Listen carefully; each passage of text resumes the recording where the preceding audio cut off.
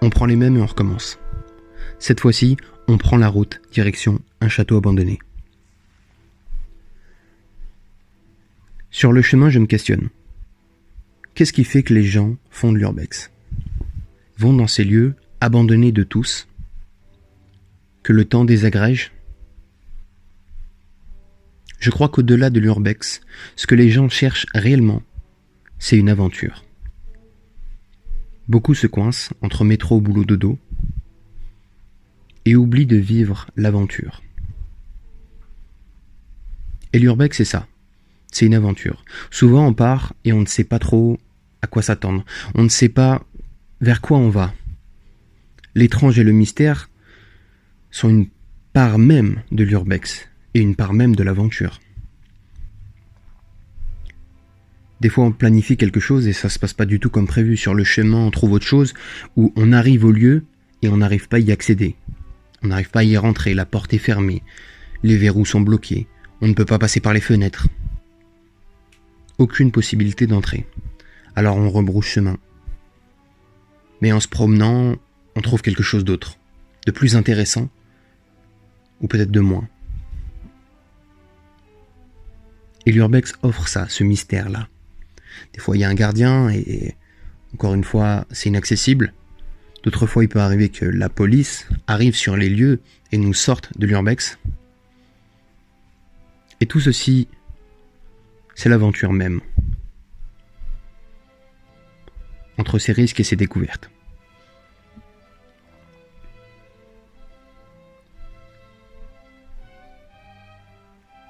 C'est triste de voir ces si beaux châteaux à l'abandon. Ce patrimoine qui disparaît petit à petit. Ce patrimoine qui a fait la gloire d'une personne, la gloire d'une ville, d'un village ou d'un endroit, mais qui aujourd'hui se désagrège petit à petit, au fil du temps.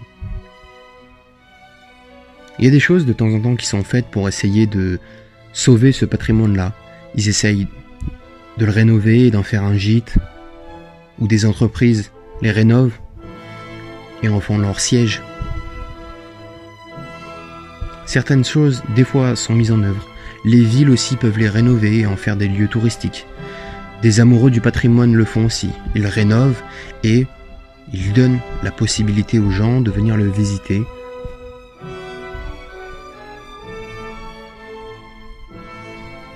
Mais il y aurait tant à faire pour sauver ce patrimoine qui disparaît petit à petit et qui emporte avec lui une part de notre histoire.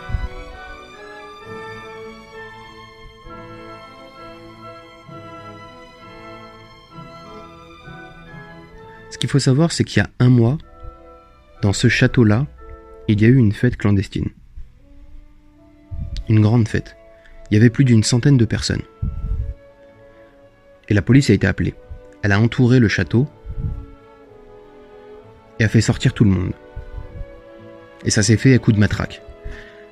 Et durant la visite, on ressentait encore cette ambiance-là, des personnes qui se sont fait matraquer, et de toute cette fête clandestine, on ressentait encore toute cette ambiance-là. Il y avait des masques avec du sang, il y avait des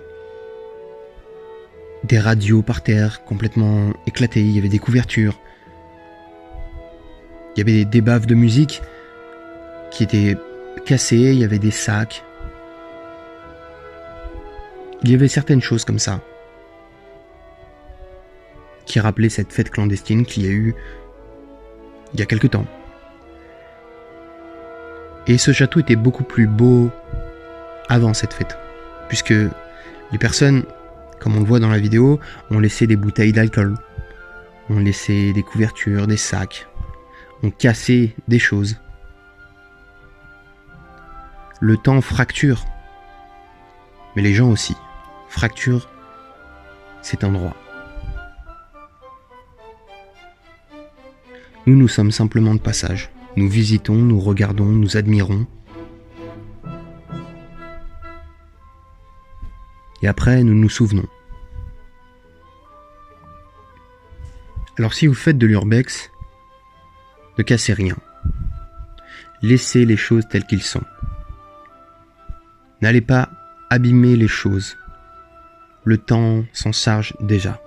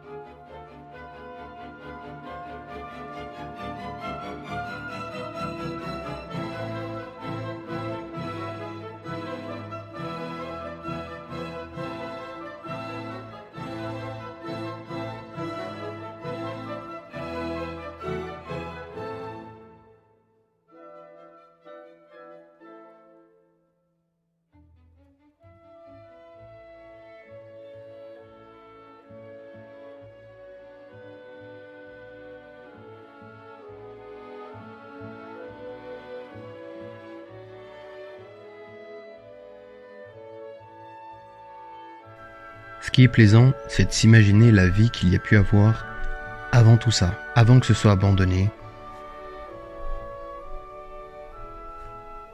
Et je sais pas, où je suis, où je suis à l'instant, il y a peut-être eu des rencontres, des amours, des guerres, des gens qui se sont battus, des frères qui se sont déchirés.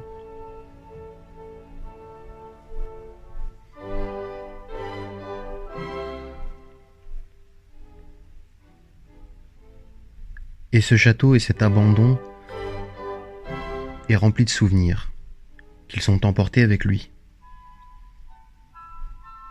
Alors on s'imagine qu'à cet endroit il y a eu ça, qu'à un autre ça a peut-être été comme ça, que c'était tel genre de personne qui avait la possession d'un tel château.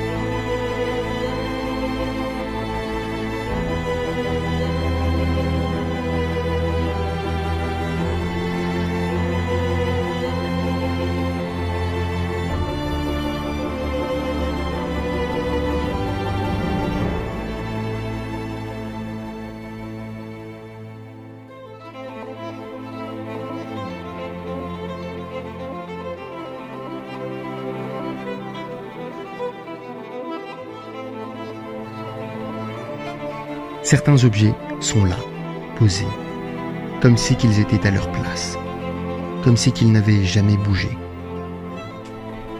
que le temps ne les avait pas désagrégés, et qu'ils n'attendaient qu'une seule chose, c'est le retour de leur propriétaire.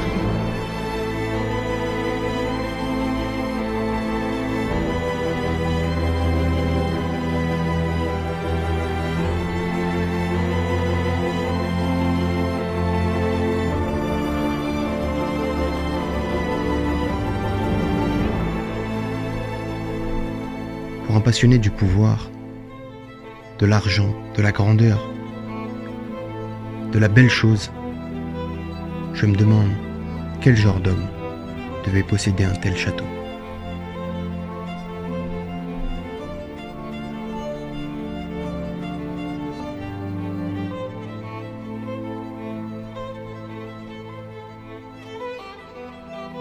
Et ce château appartient et est à l'image d'une France d'il y a tant de temps. Grande, magnifique, sublime et prospère, mais qui aujourd'hui se fait souiller. Et puis nous avons pris la route pour repartir, avec des images, des vidéos, des photos, des souvenirs, tout droit venus d'un ancien temps.